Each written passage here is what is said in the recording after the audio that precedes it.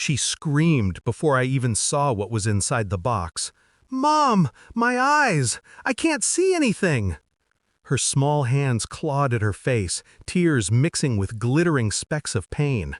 I froze, just for a second, before instinct took over. My husband, Mark, snatched her up and bolted for the car. I remember the sound of the engine tearing down the driveway, and then silence. When he came back, 2 hours later, he wasn't alone. The police followed him inside. That's when I knew he'd already made his choice. It's strange how betrayal sounds so quiet when it finally breaks you. No thunder, no warning, just the soft click of a door closing behind the man who swore he'd never leave you. I met Mark when I was 22. He had that easy confidence, gentle voice, steady eyes. My mother-in-law, Evelyn, adored me back then. She used to call me her second daughter. I believed her.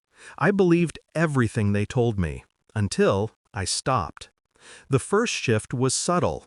Evelyn began to forget to include me in family dinners. Mark defended her. "She's getting older," he said. "Don't take it personally." Then came the messages, deleted threads, new passwords, hushed calls in the garage. I didn't confront him, not right away. You learn more when you stay quiet. The truth came through a slip of the tongue. Evelyn called me the girl who trapped him. I smiled and poured her more tea, pretending not to hear. But I heard. And that night, I checked Mark's phone. One message. From her. "You did the right thing marrying her. She'll make a good mother. For now." For now. The blindness, the gift, it all clicked later. Evelyn had sent the makeup kit, wrapped in pastel paper with a note written in her elegant cursive. "For my beautiful granddaughter, to shine bright like your mother." But she hadn't sent it alone. She'd mailed it through a friend, bypassing my address, ensuring it came straight to Mark's office. He'd brought it home, smiling. He knew.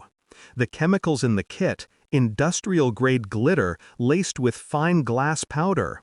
Enough to burn skin. Enough to blind. The hospital called it an unfortunate accident. I called it a declaration of war. I didn't cry that night. Not when I saw my daughter's bandaged eyes. Not when Mark refused to meet mine. Instead, I started to plan. Grief makes some people weak. It made me precise. I began with Evelyn's finances. Years of helping with her paperwork had given me access to everything. Her accounts, her will, her medical history. I learned things she wouldn't want the world to know. Unpaid taxes, quiet loans, an affair with her accountant. Mark was easy. His passwords were her birthday. While he slept, I backed up every message, every transfer between them. The money she sent him for emergencies. The investment accounts under his name, funded by her inheritance. I let it all sit.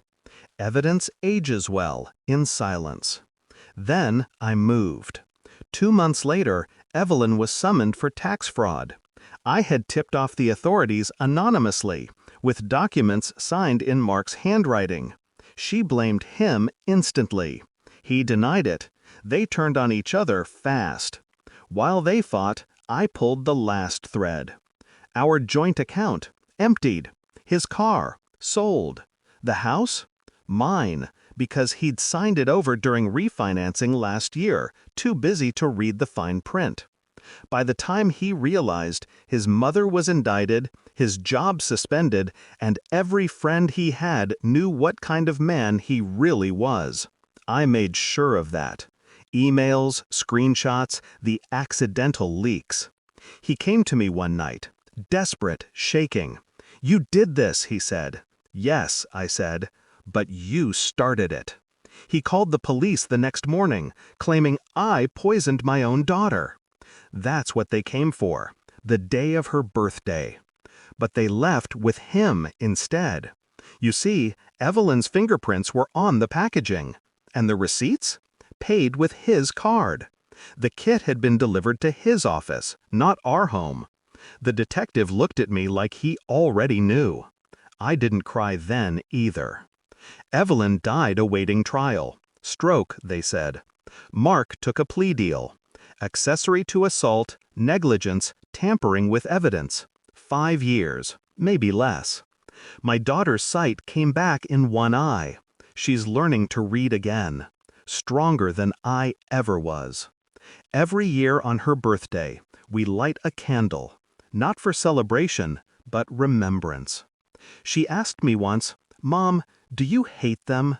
I told her the truth. No. Hate gives them power. She nodded, thoughtful. Then she said something that made my chest ache in the best way. They gave me pain, but you gave it back. She doesn't know how right she is. Because justice doesn't always wear a badge. Sometimes it wears a calm smile and waits.